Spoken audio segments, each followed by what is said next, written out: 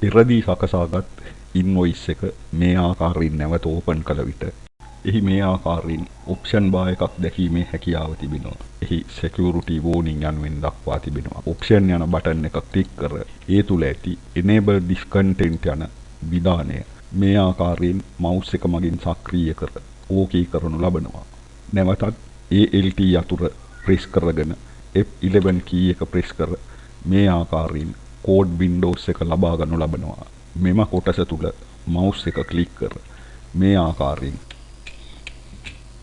sub save inv with new name dim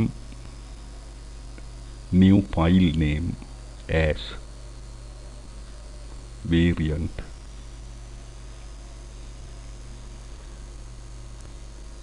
active sheet dot copy new file name සමානයි bill number and range c10 dot value and xlxx active workbook dot save as new file name file format Excel open XML workbook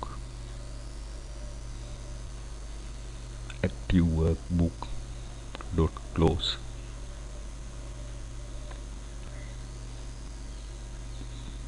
මේ ආකාරයෙන් මෙහි ඇති සියලුම සංකේත ඉතාමත් නිවැරදිව type විය යුතුයි.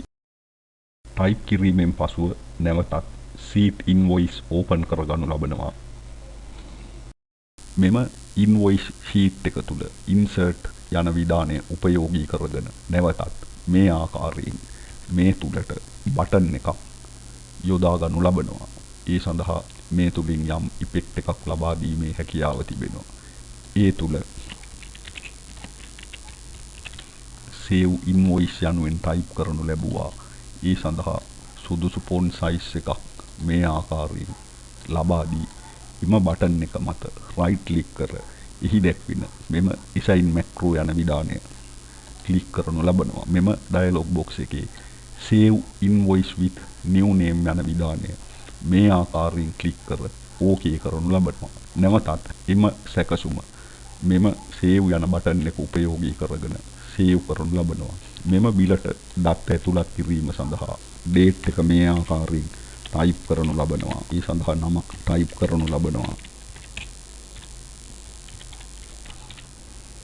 quantity එක 20ක් යනුවෙනුත් unit price එක 230ක් යනුවෙනුත් ටයිප් කරනු ලැබුවා. නැවතත් quantity එක 10ක් යනුවෙනුත් unit price එක 450ක් යනුවෙනුත් ටයිප් කරනු ලැබුවා. එවිටෙහි උත්තරය ස්වයංක්‍රීයවම මේ තුල ලැබී තිබෙනවා. ඒ වගේම පහලින් total amount එකත් දක්වා තිබෙනවා. ඒ ආකාරයෙන් මෙම බිලේ අවශ්‍ය දත්ත ඇතුළත් කර මෙම save invoice යන බටන් එක ක්ලික් කරනු ලබනවා. එම බටන් එක ක්ලික් කිරීමෙන් පසුව එහි invoice number එක 104 යනුවෙන් දැක්වෙනවා. නැවතත් තවත් බිලක් ටයිප් කිරීම සඳහා මෙම next invoice යන බටන් එක ක්ලික් කරනු ලබනවා. එවිට එහි ඇතුළත් කළ දත්ත සියල්ල ඉවත් වී invoice number එක 105 යනුවෙන් දැක්වුවා. ඒ තුලත් date එක මේ ආකාරයෙන් ටයිප් කර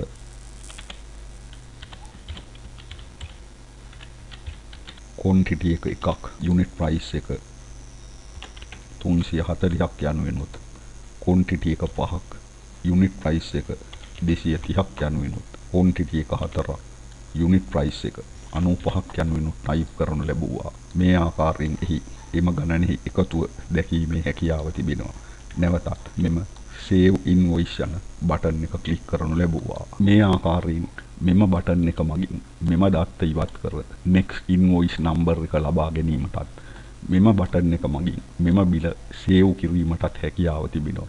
මම ඒ සඳහා මෙම E යන partition එක open කරගනු ලැබුවා. එහි බිල් අංකය 104ත් බිල් අංකය 105ත් සේව් වී ඇති ආකාරය දකින්න පුළුවන්. නැවතත් මෙම next invoice ක්ලික් කර මේ තුල date එකත් මේ තුල නමක් ටයිප් කරනු ලැබුවා. quantity එක 3යි. price එක රුපියල් 35කුත්. quantity එක 4යි. price එක 67කුත් ටයිප් කරනු ලැබුවා. මෙහි බිල් අංකය 106 යනුවෙන් දැක්වී තිබෙනවා.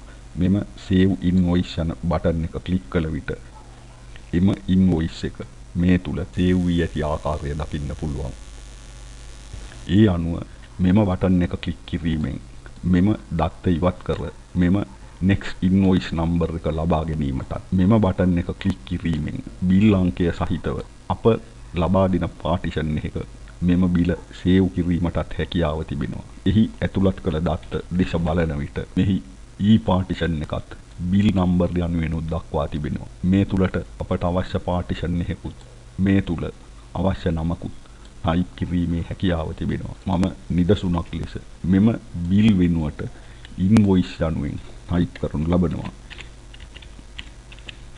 මෙහි 106 යනුවෙන් දැක්වෙනවා. ඊළඟ බිල දැමීම සඳහා මෙම next invoice ක්ලික් කර අලුත් බිලක් ලබා ගනු ලබනවා. එහි මේ ආකාරයෙන් දිනයත් මේ ආකාරයෙන් නමත් quantity එක සහ බිලත්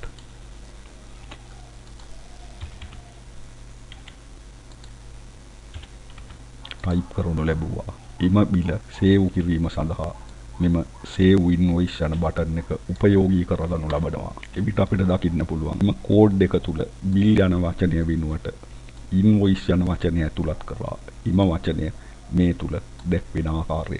ඒ අනුව ඔබට මෙම පාත් එක සහ මෙම name එක ඔබට අවශ්‍ය පරිදි විනාශ කර ගැනීමේ හැකියාව තිබෙනවා. මේ සඳහා මෙහි ඇතුළත් කළ දත්ත ඉතාමත් නිවැරදිව ටයිප් කරගත යුතුයි.